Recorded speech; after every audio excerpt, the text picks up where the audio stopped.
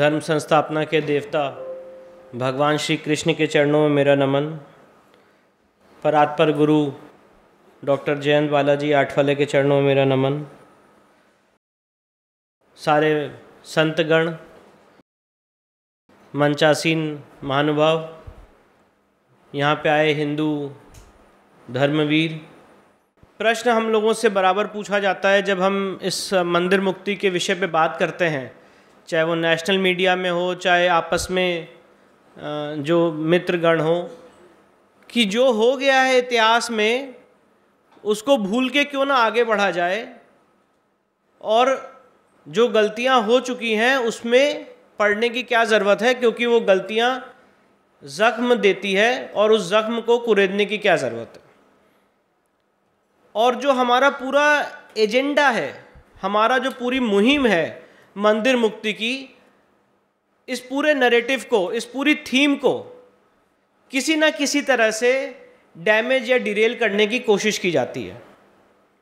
तो मैं आज अपने विषय पे आने से पहले आपके सामने ये बात रखना चाहता हूँ कि मंदिर मुक्ति क्यों सबसे इम्पोर्टेंट है, मंदिर मुक्ति ही एक इतना बड़ा इशू क्यों है, और क्या मंदिर मुक्ति के मार्ग से हिंदू राष्ट्र की स्थापना हो सकती है क्या। तो मेरा ऐसा मानना है, मेरी ऐसी समझ है कि जैसे हम अपने घर पे अगर कोई शुभ काम करने जाते हैं तो अपने जो माता पिता हैं उनका आशीर्वाद लेते हैं, उसके बाद कोई शुभ काम करते हैं, या अपने पूर्वजों का आशीर्वाद लेते हैं, उसके बाद कोई शुभ काम करते हैं। वैसे ही अगर आज एक सामाजिक जीवन में, आज एक स्पिरिचुअल जीवन में हमें आगे बढ़ना है, तो जो हमारे साथ इतिहास में जातियाँ हुई हैं, गलतियाँ हुई हैं हमारे पुरखों के साथ, हमारी मूर्तियों के साथ, हमारे मंदिरों के साथ, जब तक हम उनको यथोचित सम्मान ना दे दें, मुझे लगता है तब तक एक कंप्लीट डेवलपमेंट नहीं हो सकता है। डेवलपमेंट का मतलब सिर्फ रोड, ब्रिज, पेट्रोल के दाम कम करना, ज़्यादा करना, अच्छा इंफ्रास्ट्रक्चर बनाना नहीं होता है। डेवलपमेंट का मतलब स्पिरिचुअल डेवलपमेंट भी होता है, और ये प्रपोजिशन ऑफ लॉ है, इसको हमने डेवलप किया है और इसको हम सुप्रीम कोर्ट के पटल में भी रखेंगे कि राइट टू लाइफ, जीने का अधिकार मतलब सिर्फ जानवर की तरह जीने का अधिकार नहीं होता है। जीने का अधिकार मतलब एक सभ्य समाज में एक स्पिरिचुअल डेवलपमेंट के तहत हमारा जीने का अधिकार होता है। और उस स्पिरिचुअल डेवलपमेंट के लिए बहुत ज़रूरी है कि हम अपनी पूजा पाठ, अपनी पूजा पद्धति, अपने मंदिर, उनका गौरव रेस्टोर करें।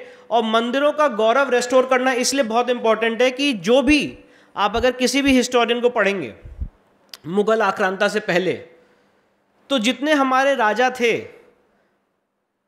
उन्होंने मंदिर ही क्यों बनाए, इतने भव्य मंदिर क्यों बनाए, या हर किले में, हर महल में मंदिर क्यों हुआ करते थे। और अगर गुप्ता डायनेस्टी देखेंगे या परमार डायनेस्टी देखेंगे, कोई भी डायनेस्टी देखेंगे, तो मंदिरों पे क्यों उतना फोकस रहा, और उसको आज के प्रेजेंट टाइम से भी कोरिलेट करिएगा। मंदिरों पे सबसे ज़्यादा फोकस इसलिए रहा कि मंदिर हमारी सोशल इंटीग्रेशन की बहुत बड़ा सेंटर थे। अगर आप किसी भी मंदिर को देखेंगे साउथ इंडिया में आज भी, तो उस मंदिर में जिस तरह से प्रसाद वितरण होता है, जिस तरह से नॉलेज का केंद्र होता है, जिस तरह से स्पिरिचुअल केंद्र होता है, तो सोसाइटी के सारे लोग एकजुट होकर समरसता से वहाँ बैठ के बात करके, चर्चा करके एक सोशल इंटीग्रेशन का प्लेटफॉर्म था, ना कि सिर्फ और सिर्फ डिवोशनल इंटीग्रेशन का। वहाँ पे डिवोशनल इंटीग्रेशन भी था जहाँ पे लोग साथ में पूजा करते थे अपने आराध्य की, सोशल इंटीग्रेशन भी था, सेवा करते थे, एजुकेशनल इंटीग्रेशन भी था, वहाँ नॉलेज लर्निंग होती थी, और इसी तरह से हमारा एक सोसाइटी सेटअप होती थी। इसी तरह से आज आप देखेंगे कि जो बड़े बड़े, चाहे संसद भवन हो, सेंट्रल विस्तारा प्रोजेक्ट हो, बनाया जाता है, एक स्ट्रक्चर, एक मॉन्यूमेंट इसलिए बनाया जाता है कि उसको एक जगह का केंद्र बनाया जाए। उसी तरह से हमारे जितने पुरखे थे, हमारे जितने राजा थे, उन्होंने मंदिर को अपना केंद्र बनाया इस सोसाइटी को साथ में जोड़ने का। और यही कारण है कि जब यहाँ पे आक्रांताएं हुई सन 712 से, तो सबसे पहले, जैसे वॉर में एक नियम होता है कि अगर आपको किसी सेना को हराना है तो सबसे पहले उसके राजा को टारगेट करिए, और अगर राजा डिफीट होगा तो पूरी सेना डिमोरलाइज हो जाएगी। उसी तरह से इन आक्रांताओं ने सबसे पहले हमारे मंदिरों को डिमोलिश किया। कि हमारे अंदर ये भाव उत्पन्न हो जाए कि इस्लाम इस देश में पनप चुका है, पैर रख चुका है और गुलामी काल चालू हो सका है। आज इस इंडिपेंडेंट इंडिया में अगर उस माइंडसेट से उभरना है और हिंदू राष्ट्र की स्थापना करनी है, तो सबसे पहले इतिहास में जो गलतियां हुई हैं तलवारों की नोक पे जरूरी है कि उसको कलम के बल पे रेक्टिफाई किया जाए।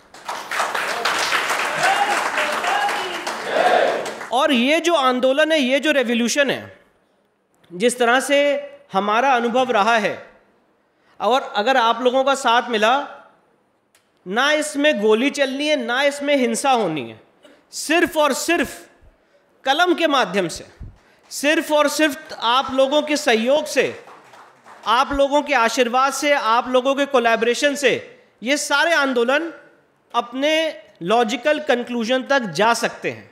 और उसमें ज़्यादा कुछ करना नहीं है, चाहे वो काशी का केस हो, चाहे वो मथुरा का केस हो, चाहे वो भोजशाला का केस हो, चाहे और जितने मंदिर हों। अगर आज हिंदू समाज संगठित हो जाए, एक पटल पे एक आपस में कोई ना मनभेद हो ना मतभेद हो। मैं इस थ्योरी में नहीं विश्वास रखता हूं जब लोग कहते हैं कि मतभेद तो हो सकता है, मनभेद नहीं होना चाहिए। मुझे लगता है जब इस तरह की मुहिम चला रहे हैं तो मतभेद एक सबसे पहला स्टेज होती है मनभेद होने के लिए। तो सबसे पहले समाज में हम में आपस में ना मनभेद हो ना मतभेद हो, एक ही नारा, एक ही लक्ष्य हो कि हमारे जितने मंदिर हैं उसको रेस्टोर करना है। चाहे वो विष्णु शंकर जैन करें, चाहे हरिशंकर जैन करें, चाहे सनातन संस्था करे, चाहे हिंदू जनजाति समिति करे, चाहे लोकल लेवल पे जितने लोग हैं वो संगठित होके इस कार्य को करें। तो मुझे लगता है जो हिंदू राष्ट्र का लक्ष्य है उसको प्राप्त करने में हमें गति मिलेगी, हमें हमारा गौरव वापस मिलेगा। और जब हम इन मंदिरों को, इन मूर्तियों को रेस्टोर कर लेंगे तो मुझे लगता है कि हमारी स्पिरिचुअल डेवलपमेंट, स्पिरिचुअल सक्सेस बिल्कुल होगी। हम देखते हैं आज अपने लिटिगेशन करियर में भी, जब लिटिगेशन चल रहा है 200 सालों से एक ज़मीन के टुकड़े के लिए, तो जब अगर किसी ने कभी किसी की ज़मीन हड़पी है तो उसका लिटिगेशन चल रहा है, तो आज इन मंदिरों को अगर हड़पा गया, और कल भी मैंने इसलिए बात रखी कि ये इस्टेब्लिश करना एविडेंस के थ्रू बहुत ज़रूरी है कि प्रायर इन टाइम कौन है। और अगर हम ये प्रूव करते हैं, ये इस्टेब्लिश करते हैं कि प्रायर इन टाइम हम थे, और जैसे कि अभी माननीय सुभाष जी ने बताया, माननीय मदन जी ने बताया, ये सारी बातें चीख चीख के अगर ये बोलती हैं केस के फैक्ट्स। और आज मैं आपके सामने यहाँ पे कोई भाषण नहीं देना चाहता हूँ, मैं सिर्फ और सिर्फ फैक्ट्स और वो डॉक्यूमेंट्स रखना चाहता हूं जिससे आज हम और आप डिसाइड करेंगे कि ये केस कितने मजबूत है और इसमें आपकी भूमिका क्या है, ये आप तय करेंगे। जैसे चंद बरदाई ने पृथ्वीराज चौहान को बताया था कि ऐसे ऐसे डायरेक्ट करो, मुझे लगता है आज पृथ्वीराज चौहान आप हैं और चंद बरदाई मैं हूं। मैं आप लोगों को ये सारी चीज़ें नरेट करूंगा और पीपीटी के माध्यम से और इसका हिस्टोरिकल बैकग्राउंड देते हुए, और आप लोग डिसाइड करिए कि इसमें आगे हमें कैसे बढ़ना है। हम इस पर चर्चा करेंगे आगे आने वाले 1-2 दिनों में। तो मैं एक कुछ पंक्तियां जो, और ये थीम देने के बाद मैं अपनी बात को आगे बढ़ाता हूं, जो सुप्रीम कोर्ट ने राम मंदिर के केस में एक बहुत ही क्रूशियल पैराग्राफ है जो कोट किया, और जो मुझे लगता है मंदिर मुक्ति के आंदोलन की थीम है हर एक हिंदू के लिए।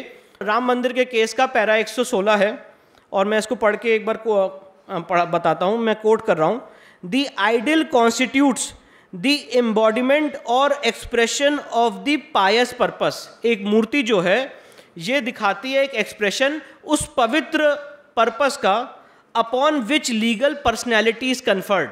जो मंदिर बनाने का संकल्प लेता है, उस संकल्प को सुप्रीम कोर्ट ने लीगल एंटिटी दी है, और मूर्ति उसका एक सामने का रूप है। The destruction of the idol does not result in the termination of the pious purpose। अगर आप मूर्ति तोड़ देते हैं तो जो संकल्प लिया गया था, पवित्र संकल्प लिया गया था मंदिर स्थापन का, वो संकल्प खत्म नहीं होता है। एंड कॉन्सिक्वेंटली इंडोमेंट, और जो उसके बाद ट्रस्ट बनता है उसका भी पर्पस खत्म नहीं होता है। Even where the idol is destroyed और the presence of idol itself is intermittent और entirely absent, the legal personality created by the endowment continues to subsist. In our country, idols are routinely submerged in water as a matter of religious practice. It cannot be said that the pious purpose is also extinguished due to such submersion. मतलब supreme court ने ये कहा कि अगर idol को विसर्जित किया जाता है तो उससे जो आइडल को इस धरती पे लाने का, प्राण प्रतिष्ठा करने का जो संकल्प है वो उससे खत्म नहीं हो जाता है। और इसी संकल्पना को आगे लेते हुए a conferral of legal personality on the ideal is in effect a recognition of the pious purpose itself and not the method through which that pious purpose is usually personified.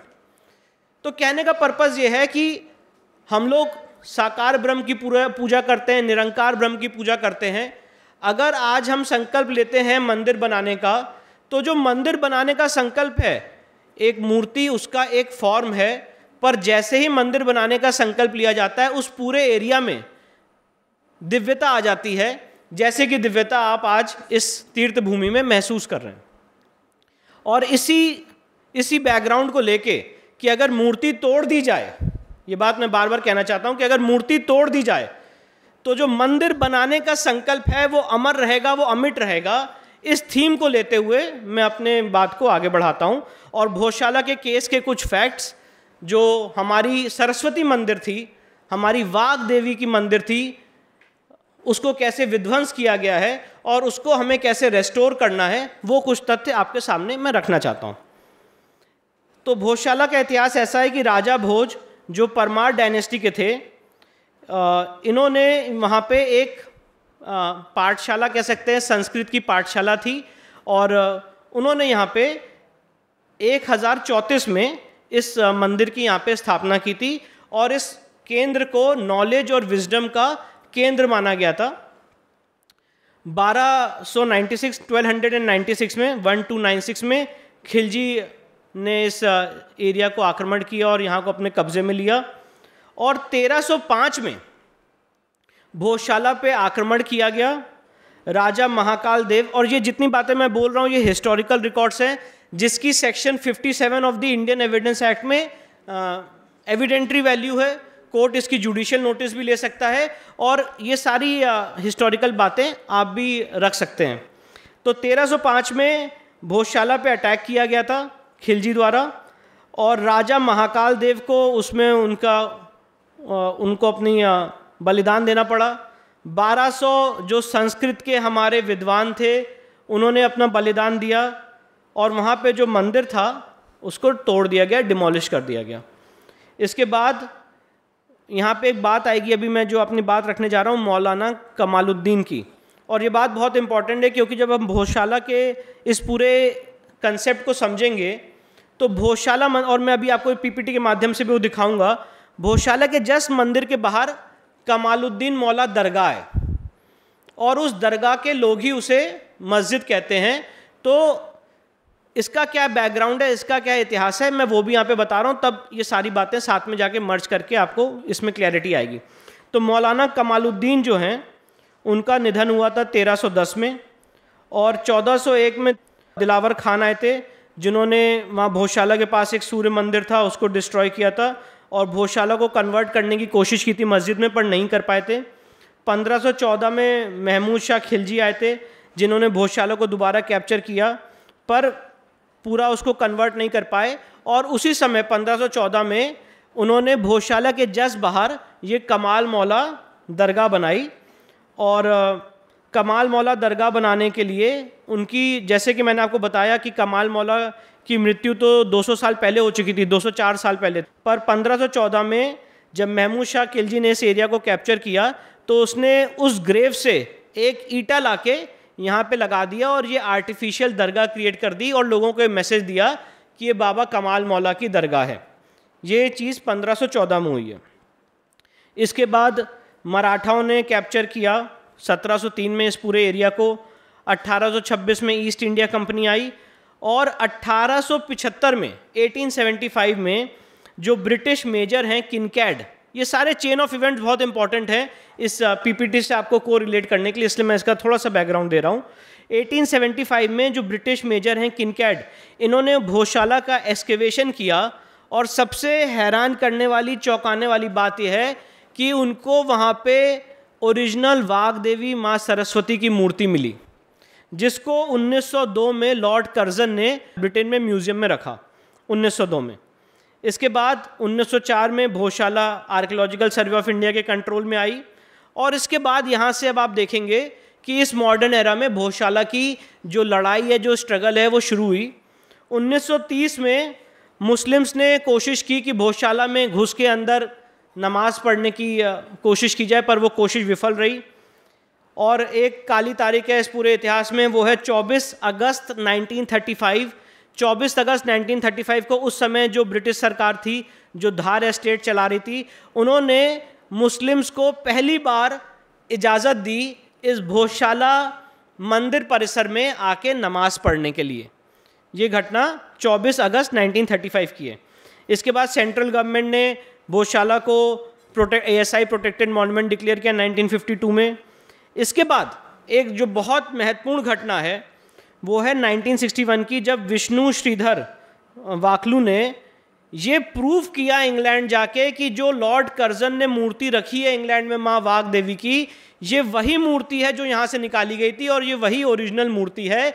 और ये बहुत ही फेमस हिस्टोरियन और archaeologist थे जिन पे काफ़ी लोग rely कर सकते हैं। और इन्होंने ये प्रूव किया कि जो ब्रिटेन के म्यूज़ियम में माँ वाघ देवी की मूर्ति रखी हुई है, ये वही मूर्ति है जो यहाँ से किनकाई ने एक्सकेवेट की थी और यहाँ से ले गए थे। That is the same idol.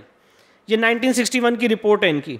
इसके बाद कुछ सिविल सूट्स फाइल हुए, वो सिविल सूट डिसमिस इन डिफ़ॉल्ट हो गए। वो सिविल सूट मुस्लिम पक्ष के लोगों ने किए थे। इसके बाद एक दूसरी सबसे काली तारीख आती है, और मैं इसको कोई यहाँ पे पॉलिटिकल इशू नहीं बना रहा हूँ, मैं सिर्फ एक जो चेन ऑफ इवेंट्स हैं वो बता रहा हूँ।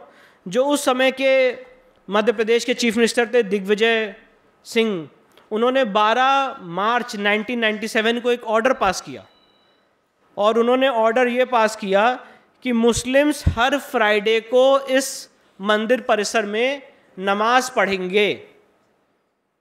12 मार्च 1997 का ऑर्डर है मध्य प्रदेश सरकार का, जब दिग्विजय सिंह चीफ मिनिस्टर थे।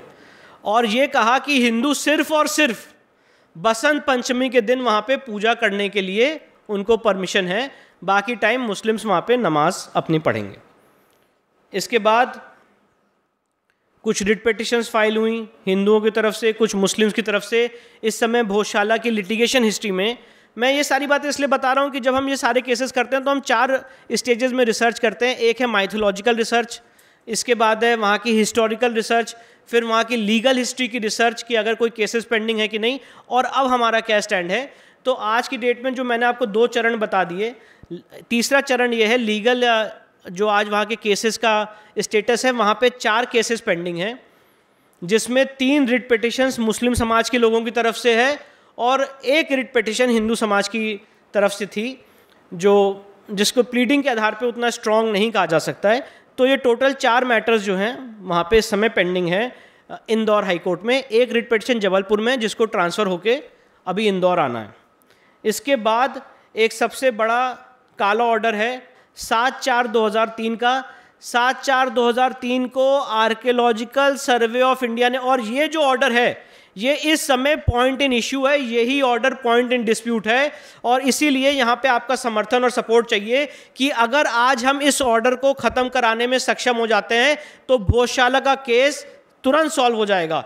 और 7/4/2003 का जो आर्कियोलॉजिकल सर्वे ऑफ इंडिया का ऑर्डर है वो ये कहता है कि हर ट्यूसडे को हिंदू समाज के लोग वहाँ पे पूजा करने जा सकते हैं, और हर फ्राइडे को मुस्लिम समाज के लोग उसी मंदिर परिसर में नमाज पढ़ने जा सकते हैं।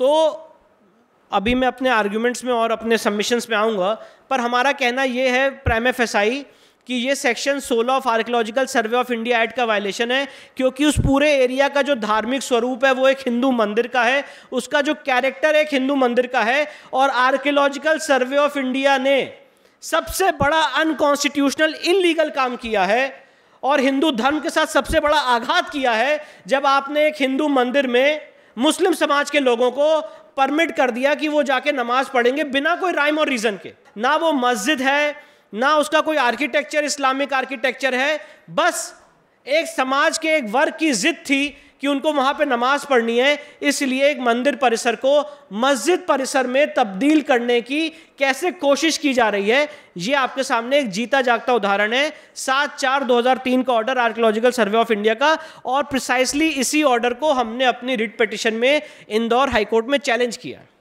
अब मैं कुछ प्रूफ बताना चाहता हूं कि मंदिर के हमारे पास क्या प्रूफ है, हिस्टोरिकल प्रूफ्स क्या हैं, और उसके बाद मैं अपनी पीपीटी पे आऊँगा। सबसे पहले वहाँ पे जल कुंड है जो इस समय तथाकथित एलएच दरगाह में आता है, जिसको कहते हैं पवित्र जमजम का पानी है। और हमारे लिए वो जल कुंड बहुत महत्वपूर्ण है, इसकी बहुत पौराणिक वैल्यू है। और इस जल कुंड के पानी का आचमन करके, उसका ग्रहण करके, एक उस एरिया को वेल ऑफ विजडम भी कहा जाता था, वेल ऑफ नॉलेज भी कहा जाता था, ज्ञान कुंड भी कहा जाता था। वो वहाँ पे इस समय आज स्थित है, पर वो हमारे कब्जे में नहीं है। इसके अलावा वहाँ पे व्याकरण चक्र है। इसके अलावा जो जैन स्क्रिप्चर्स हैं, प्रबल चिंतामणि, उसमें इस जगह की इंपॉर्टेंस, इस जगह की वैल्यू लिखी गई है। भोजशाला में बहुत सारे ग्रंथों की संरचना हुई है। मैं समय की सीमा के कारण उसको यहाँ पे नहीं बताना चाहता हूँ, पर मैं आपके सामने बात रखना चाहता हूँ कि उस पाठशाला में, उस संस्कृत पाठशाला में, उस एरिया में बहुत सारे ग्रंथों की संरचना की गई है। इसके बाद एक किताब है मंडू, सिटी ऑफ जॉय, जिसको जी याजदानी ने लिखा था, जो आर्कियोलॉजिकल सर्वे ऑफ इंडिया के डायरेक्टर थे। और उन्होंने ये बात एडमिट की है कि ओरिजिनली इस जगह का जो स्वरूप था वो ओरिजिनली एक हिंदू मंदिर का था, ये टेम्पल कॉम्प्लेक्स था जिसको तोड़ा गया है। इसके बाद जॉन मैल्कम और माइकल विल्स, इन्होंने उस एरिया का सर्वे किया था, उस एरिया के ट्रैवल अकाउंट्स हैं उनके, और उन्होंने ये अध्ययन किया कि जो ग्रामेटिकल इंस्क्रिप्शंस हैं वहाँ पे, जो संस्कृत के इंस्क्रिप्शंस हैं, ये वाग देवी के हैं। और ये एरिया वेल ऑफ नॉलेज है, ज्ञान का यहाँ पे भंडार था। ये इन दो हिस्टोरियंस ने लिखा है। इसके बाद इंडियन आर्कियोलॉजिकल रिव्यू 1972-73 में एएसआई का वहाँ पे एक्सकवेशन किया गया। एएसआई ने वहाँ खुदाई की और खुदाई करके पाया कि परमार पीरियड का ये एरिया है, परमार डायनेस्टी का। जैसा कि हमने बताया कि राजा भोज परमार डायनेस्टी के राजा थे, उन्होंने मंदिर बनाया था। एएसआई ने भी यही पाया 1972 में। और ये भी पाया कि वहाँ पे जो आइडल्स हैं भगवान विष्णु के, काफ़ी चीज़ें मिली उनको, और जो म्यूटिलेटेड और टूटी हुई कंडीशन में हैं। इसके बाद 1989 में एएसआई ने वहाँ पे भारी मात्रा में ट्रेंचेस बना के एक्सकेवेशन किया। उस एक्सकेवेशन से मूर्तियाँ निकली, और जब वो मूर्तियाँ निकली तो जो समाज के लोग थे उन्होंने एएसआई से रिक्वेस्ट की कि इसकी हमें फ़ोटोग्राफ्स उपलब्ध कराई जाएँ। 30 अक्टूबर 1998 को एएसआई ने जवाब दिया कि हम ये आपको फ़ोटोग्राफ्स उपलब्ध नहीं करा सकते हैं।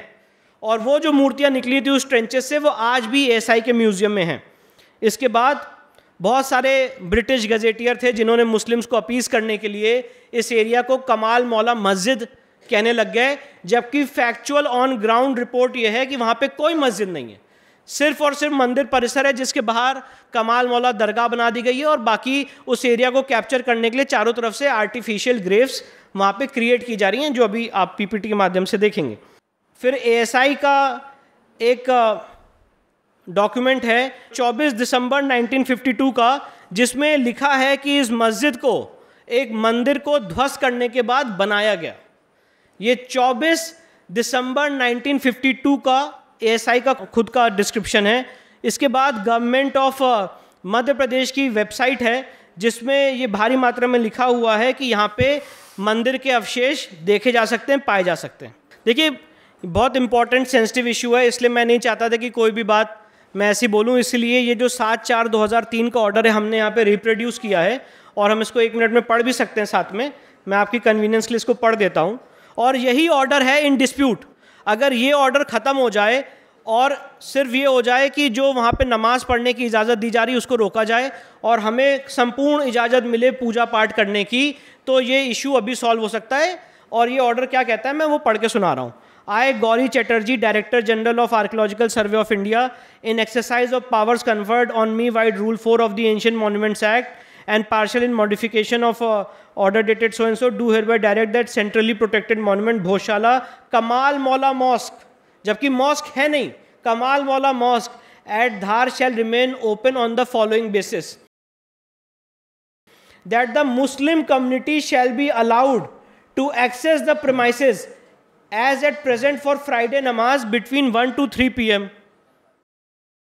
That the Hindu community shall be permitted to access the premises to hold traditional ceremonies on occasion of Basant Panchami every year.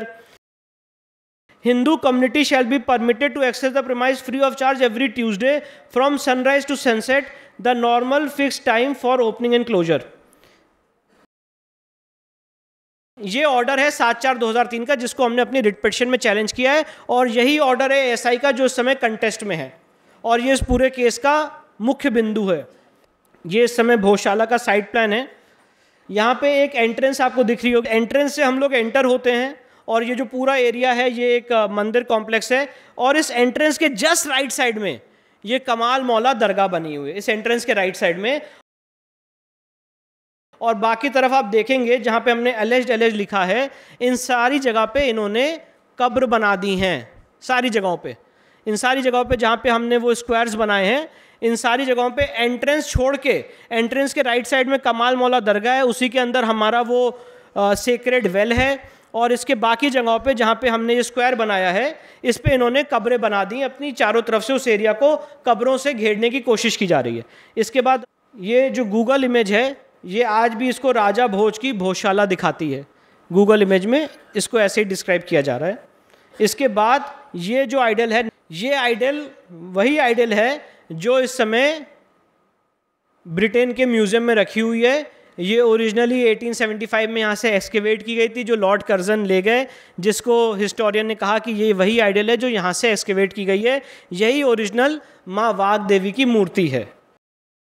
ये जो नेक्स्ट स्लाइड है ये दिखाती है कि यंत्र और संस्कृत श्लोक जो हैं वो फ्लोर पे वहाँ पे मेंशन्ड हैं, जिसको स्क्रैच किया गया है, डिफेस किया गया है। तो ये भोजशाला परिसर है जिसको ये मस्जिद कहने की कोशिश कर रहे हैं, जिसमें नमाज़ पढ़ने की कोशिश कर रहे हैं। तो यहाँ पे संस्कृत के ये श्लोक आपको उस पाठशाला में स्पष्ट रूप से दिखेंगे, जिसको डिफेस करने की और एविडेंस मिटाने की बराबर साजिश और कोशिश की जा रही है। इसके बाद ये संस्कृत श्लोक हैं, यहाँ पे स्पष्ट रूप से दिख रहे होंगे, ये इस भोजशाला परिसर के अंदर है। ये ऑथेंटिक फोटोग्राफ्स हैं, वहाँ पे जाके हमारी टीम ने इसको लिया है, और इसको हमने कोर्ट पे ऑन एफिडेविट भी फाइल किया है। इसके बाद ये धर्म चक्र है जो आपको इस सीलिंग पे दिखेगा, इस मंदिर परिसर के, पाठशाला के, जिसको तोड़ने की, मिटाने की कोशिश बराबर चल रही है।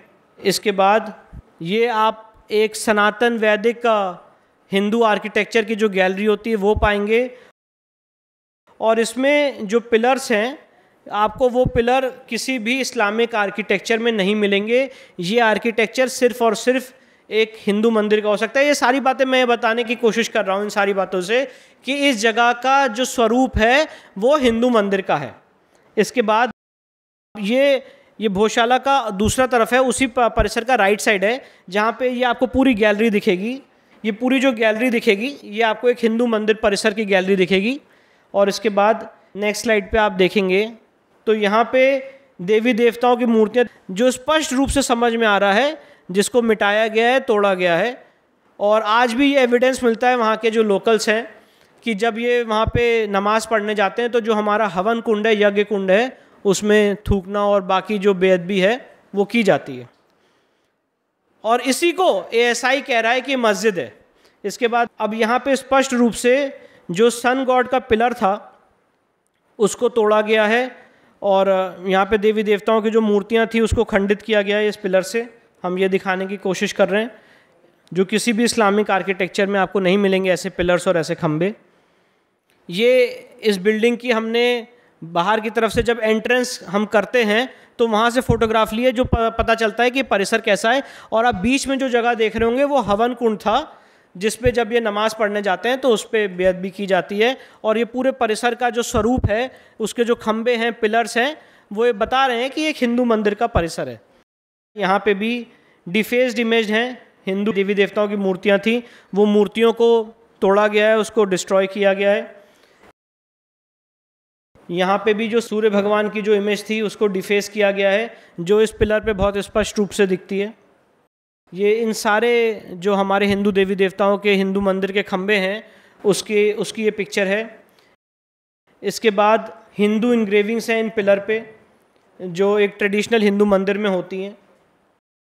इसके बाद ये जो खंबे हैं, ये यहाँ पे हिंदू देवी देवताओं की पिक्चर्स थी, जिनको स्पष्ट रूप से समझ में आ रहा है। नीचे की तरफ आप देखेंगे तो जिसको तोड़ के मिटाया जा चुका है। पर जो खंबे हैं आज भी स्पष्ट रूप से बोल रहे हैं कि इस्लामिक आर्किटेक्चर का पार्ट नहीं हो सकते हैं। फिर इसके बाद अगली स्लाइड में सूर्य भगवान की फ़ोटो आपको दोबारा दिखेगी, जिसको तोड़ा गया है, डिस्ट्रॉय करने की कोशिश की गई है। और ये ट्रेडिशनल इमेज है जो 3 हिंदू देवी देवताओं की होती थी, जिनका सर और जिनको डिफेस करा गया, जिसकी बेअदबी करके जिसको तोड़ा गया है। नेक्स्ट स्लाइड अगर हम देखेंगे तो ये यंत्र है जो एंशिएंट स्कॉलर्स एनग्रेव करते थे।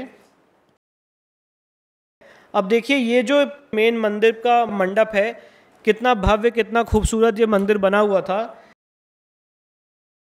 जिसके बगल में बादशाह सलामत ने अपने बैठने का एक स्थान बनाया है और वहाँ से वो सीढ़ी बनाई हुई है जहाँ पे ये बादशाह सलामत बैठा करते थे। और आज भी जो मेन हमारा मंडप है, सैंक्टम सैंक्टोरम जिसे कहते हैं, वहाँ पे इस तरह से आके नमाज़ पढ़ी जाती है, जिसकी ASI इजाज़त दे रहा है। जो सीढ़ी बनी हुई है जहाँ पे ये बैठते थे और उसके बगल वाला एरिया, वहाँ पे इन्होंने अपना इस्लामिक चीज़ें लगा रखी हैं। ये तस्वीरें अपने आप ही चीख चीख के बोल रही हैं कि इस जगह का स्वरूप एक हिंदू मंदिर का था और इसीलिए section 16 of archaeological survey of India act में ये शब्द यूज्ड है कि जो जिस जगह का धार्मिक स्वरूप था वो वैसे ही रहेगा, और उसके वायलेशन में जाके आर्कियोलॉजिकल सर्वे ऑफ इंडिया वहाँ पे नमाज़ पढ़ने की इजाज़त दे रही है। ये देखिए कैसे देवी देवताओं की मूर्तियाँ हैं और उनके बने हुए इमेजेस बने हुए खम्भों पे, जिसको इन लोगों ने तोड़ा है, डिस्ट्रॉय किया है, और रोज़ कोशिश वहाँ पे चल रही है इसको तोड़ने की, डिस्ट्रॉय करने की। इसके बाद अगली इमेज पे जाते हैं जहाँ पे आपको ये सनातक हिंदू मंदिर की गैलरियाँ दिखेंगी। और इसके बाद नेक्स्ट इमेज पे जाएंगे तो आपको कुछ खंबे दिखेंगे जो हिंदू मंदिर के, जो टूटे हुए वहाँ पे पड़े हुए हैं।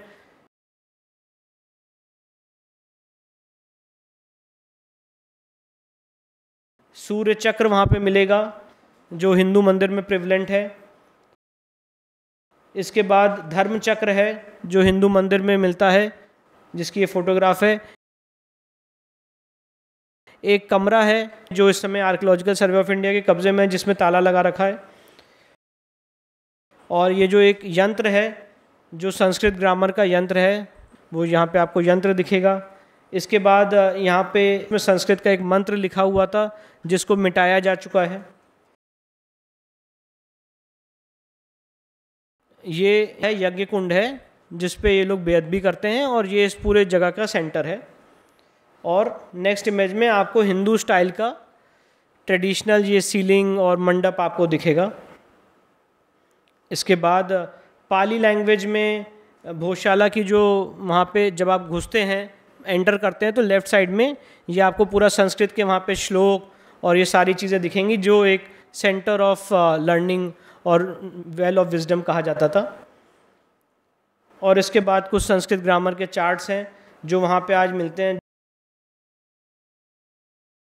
इन सारी चीज़ों को दिखाने का पर्पज़ ये था कि आज जब हम और आप इग्नोरेंट रहे, और इसीलिए मैं आज इस केस प्रेजेंट करना चाहता था, तो आप ये देखिए कि किस तरह से हमारे जो सेंटर ऑफ लर्निंग है, हमारे जो ज्ञान के केंद्र हैं, उसमें घुस के उसको एक मस्जिद परिसर में तब्दील करने की कोशिश की जा रही है। आज वो नमाज़ पढ़ रहे हैं, कल को फिर कुछ दिनों बाद कहेंगे कि हमारी मस्जिद थी, कुछ दिनों बाद एक स्ट्रक्चर तामील किया जाएगा। और इसीलिए इस समय बहुत ज़रूरी है कि हम इसको, अगर आज हमें जीतना है तो बहुत इंपॉर्टेंट है हम आपस में चर्चा करें, और ये 7/4/2003 का ऑर्डर कैसे आर्कियोलॉजिकल सर्वे ऑफ इंडिया निरस्त कर सकती है, उस तरफ हम अग्रसर रहें, और उससे इस भोजशाला का ये जो पूरा केस है ये सॉल्व हो सकता है। ये जो हमारी पूरी ये रिसर्च है, इसमें बहुत बड़ा योगदान माननीय वीरेंद्र जी का, हिंदू जनजातीय समिति का, काफ़ी मटेरियल्स उन्होंने इस अधिवेशन के माध्यम से, जैसे मदन जी ने बताया, यहाँ पे जो चर्चा होती है, यहाँ पे जो मीटिंग्स होती हैं, उसका ये फल स्वरूप है कि आज ये रिसर्च आपके सामने आई है। इसमें हिंदू जनजातीय समिति का बहुत बड़ा योगदान है। साथ ही साथ जो हमारी रिसर्च टीम के 2 नए सदस्य हैं, मनी मुंजल और पार्थ यादव, इन दोनों को भी मैं स्पेशल थैंक्स कहना चाहूँगा। और मेरे सीनियर, मेरे पिताजी हरिशंकर जैन साहब, इन लोगों ने बहुत मेहनत करके ये सारे डॉक्यूमेंट्स कंपाइल किए। मैं तो सिर्फ एक प्रवक्ता के रूप में आपके सामने बता रहा हूँ, पर ये वो नींव के पत्थर हैं जो दिखते नहीं हैं, तो उनका आज नाम लेना ज़रूरी था। आपने मुझे पेशेंटली सुना, इसके लिए बहुत बहुत धन्यवाद, आभार।